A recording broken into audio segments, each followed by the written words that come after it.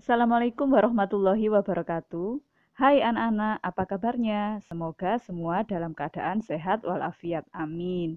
Hari ini kita akan memasuki bab baru, yaitu budidaya ternak kesayangan. Siapa yang di rumahnya sudah melakukan budidaya ternak kesayangan? Pasti ada yang sudah melakukannya. Untuk lebih jelasnya, yuk kita lihat video berikut. Tapi sebelumnya kita berdoa terlebih dahulu. Berdoa mulai. Berdoa selesai. Anak-anak, tujuan pembelajaran hari ini yaitu satu, menyatakan pendapat tentang keragaman hasil budidaya ternak kesayangan sebagai ungkapan rasa bangga dan wujud rasa syukur kepada Tuhan serta bangsa Indonesia. Dua, mengidentifikasi jenis-jenis sarana produksi dan teknik budidaya ternak kesayangan yang ada di wilayah setempat berdasarkan rasa ingin tahu dan peduli lingkungan. Tiga, merancang kegiatan budidaya ternak kesayangan berdasarkan orisinalitas ide yang jujur terhadap diri sendiri. Dan empat, melaksanakan, mengamati, dan mempresentasikan serta menyajikan hasil kegiatan budidaya ternak kesayangan yang ada di wilayah setempat. Apa sih pengertian ternak kesayangan? Ternak kesayangan adalah jenis hewan yang dibudidayakan karena keunikan yang dimilikinya. Ada banyak jenis ternak kesayangan. Kita akan belajar 4 di antaranya. Yang pertama, kelinci hias. Ternak kecil multiguna karena dapat dibudidayakan sebagai ternak penghasil daging, kulit, dan untuk kepentingan berbagai pekerjaan di laboratorium. Angora dan rek merupakan dua jenis bangsa kelinci penghasil rambut berwarna putih dengan wol yang tumbuh panjang. Kelinci dapat dikawinkan kapan saja setelah dewasa. Waktu bunting pendek sekitar 30-32 hari, beranak banyak, 6-8 kali melahirkan dalam 1 tahun dengan jumlah anak 6-8 ekor. Yang kedua, hamster, hewan kecil ordo Rodentia atau disebut hewan pengerat. Hamster berasal dari Timur Tengah dan Eropa bagian tenggara. Tubuh hamster dewasa memiliki panjang 7-10 cm. Ada juga yang 18-20 cm. Tubuhnya kuat dan lentur dengan rambut lebat dan halus. Hamster adalah hewan nokturnal, yaitu hewan yang aktif di malam hari dan istirahat di siang hari. Hamster tidak tahan panas, akan mati jika terkena panas dalam waktu yang lama. Oleh karena itu, jika kalian memiliki hamster, jangan dipanaskan dalam waktu yang lama. Terdapat 5 jenis hamster di Indonesia, yaitu Syria, Campbell, Winter White, Roborowski, dan Cina. Yang ketiga, burung merpati. Merpati dapat digolongkan menjadi 4 jenis, yaitu merpati hias, pos, balap, dan berdaging. Warna bulu merpati sangat beraneka ragam. Ada yang ungu, biru laut, coklat, putih, atau kombinasi dari beberapa warna dan tampak mengkilap. Secara umum, warna bulu burung merpati adalah abu-abu, coklat, hitam, atau putih. Khusus merpati jantan, bulunya lebih tampak indah dan mengkilap, terutama pada bagian leher sampai kepala. Yang keempat, burung kicauan. Beberapa jenis burung yang dipelihara masyarakat Indonesia antara lain murai batu atau medan, lovebird, kenari, cucak hijau, kacer, poksai, anis, dan jalak. Burung kicauan dalam habitatnya biasanya berkelompok antara 2-10 ekor. Tiap kelompok mempunyai pemimpin atau jantan dominan yang biasanya memiliki kicauan sangat merdu dan panjang, yang tidak dimiliki pejantan lain. Berbeda dengan burung pengicau yang dipelihara manusia, karena tidak berada dalam kelompok, semua burung jantan liar dapat berkicau, apalagi saat ada di lingkungannya banyak terdapat burung jantan sejenisnya, misalnya di area lomba. Kicauan burung banyak membawa manfaat terhadap manusia. Orang Jawa menyebutnya kelangenan, dirawat untuk dipandang dan dijadikan hiasan. Jenis burung ini dipelihara untuk penyaluran hobi, memanfaatkan waktu luang dengan aktivitas positif, memperbanyak teman, dan sekaligus menghasilkan uang dengan budidaya atau lomba. Berikutnya, sarana dan teknik budidaya ternak kesayangan. Yang pertama, bahan-bahan.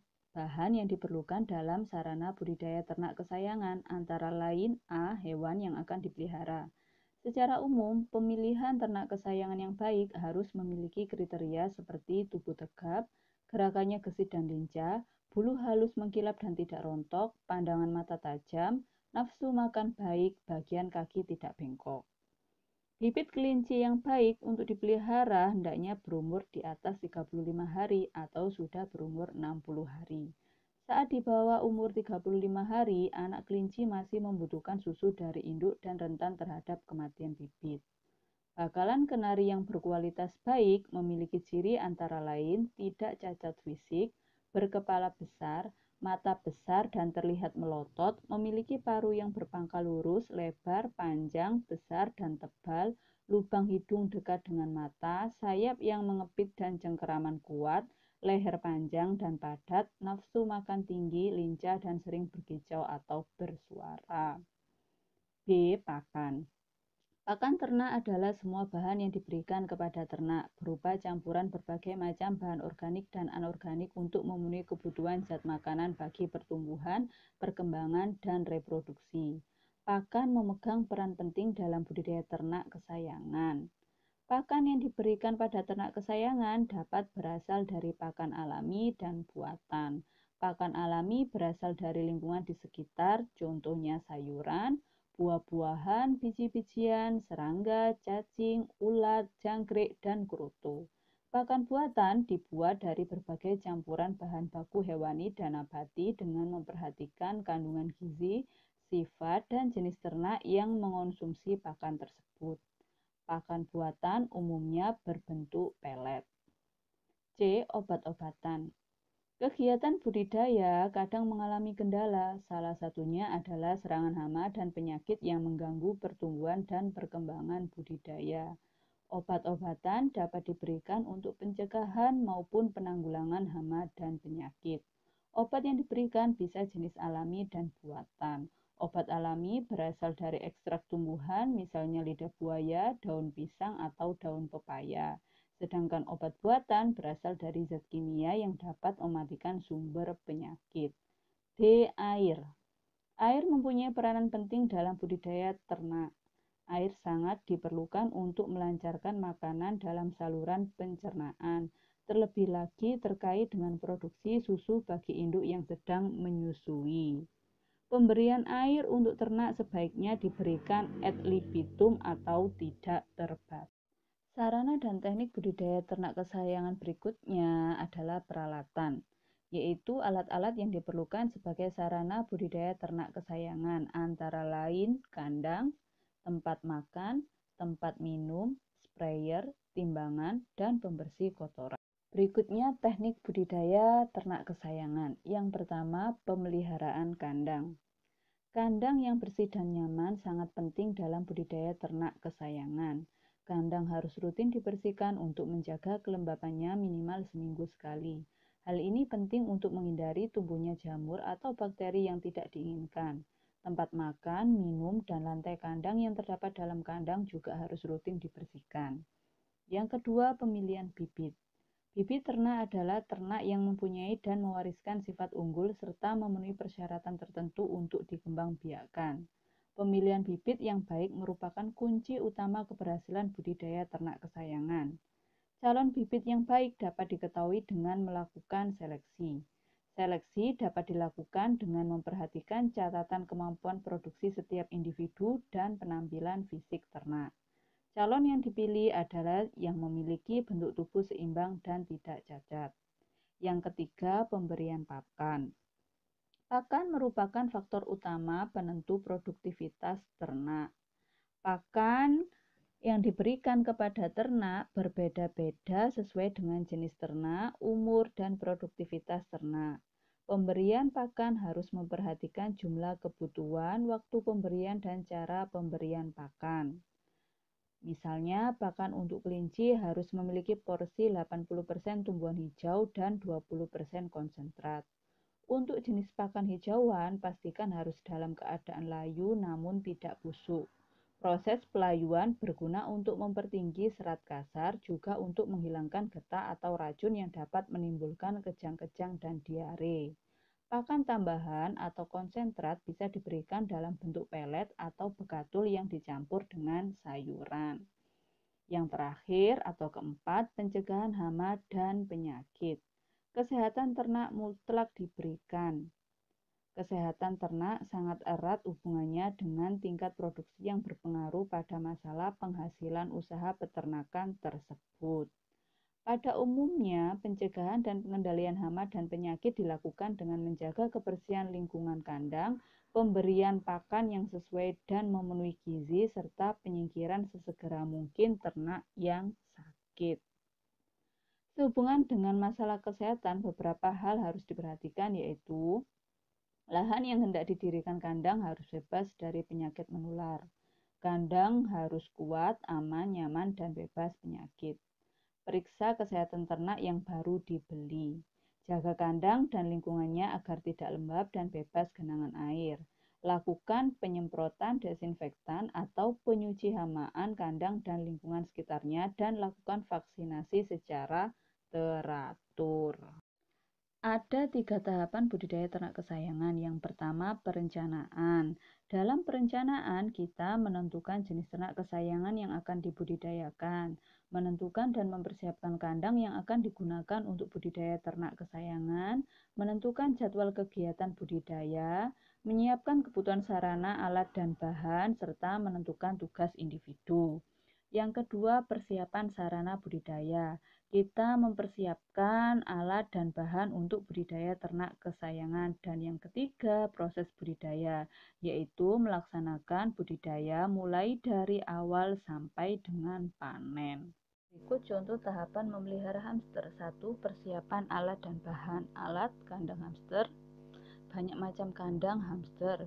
Yang penting, kandang dapat membuat hamster merasa nyaman, dapat memfasilitasi hamster yang suka berlarian, memiliki sirkulasi udara yang baik, dan bebas dari gangguan hewan peliharaan seperti anjing dan kucing. 2. Alas kandang. Alas kandang digunakan untuk menyerap air seni hamster dan membuat hamster lebih nyaman. Alas kandang bisa menggunakan serbuk kayu.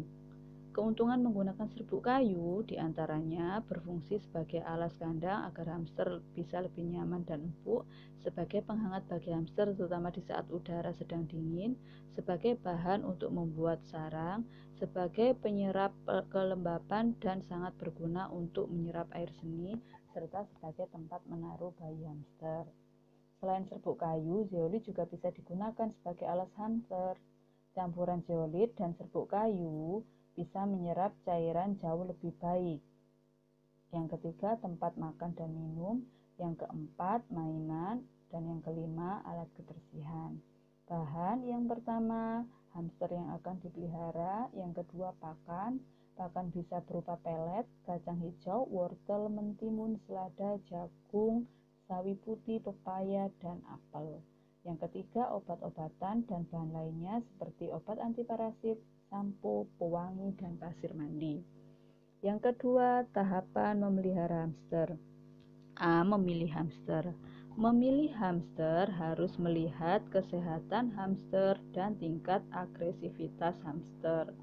Hamster yang sehat memiliki telinga yang bersih, anus yang bersih dan kering, perut yang kecil dan bulat, dan tidak ada bagian kulit yang botak atau benjolan pada kulit, kecuali kelenjar bau pada pahanya yang seringkali dikira sebagai luka atau kudis. Selain itu, hamster yang sehat juga memiliki mata yang bening dan gigi yang sehat yang tidak tumbuh menumpuk atau melengkung. B. Proses adaptasi hamster di lingkungan baru. Proses adaptasi awal dengan menempatkan hamster ke dalam kandang yang diberikan penutup berupa kain tipis yang terlihat samar dari luar, sehingga hamster dapat menjelajah dengan tenang dan nyaman di rumah barunya. C. Pemeliharaan hamster dengan pemberian pakan dan minum. Beberapa makanan yang tidak boleh diberikan diantaranya adalah coklat, bawang putih, permen, pasta, daging mentah, termasuk daging ikan, gula, dan makanan penutup, misalnya es krim. D. Perawatan kandang hamster. Kebersihan kandang merupakan hal yang penting diperhatikan karena akan mempengaruhi kesehatan hamster. Kandang harus dibersihkan minimal seminggu sekali dengan cara memindahkan hamster dan membuang serbuk-serbuk kayu serta makanan yang disimpan. Gantilah makanan segar yang ditimbun hamster 2 hari sekali untuk menghindari pembusukan. Pemeriksaan kesehatan. Pemeriksaan kesehatan hamster dapat dilakukan ketika membersihkan kandang. Kesehatan hamster dapat dilihat dari keadaan jenis kotorannya. Anak-anak, demikian ulasan mengenai bab budidaya ternak kesayangan. Like dan subscribe. Sampai jumpa di pertemuan berikutnya. Saya akhiri. Wassalamualaikum warahmatullahi wabarakatuh.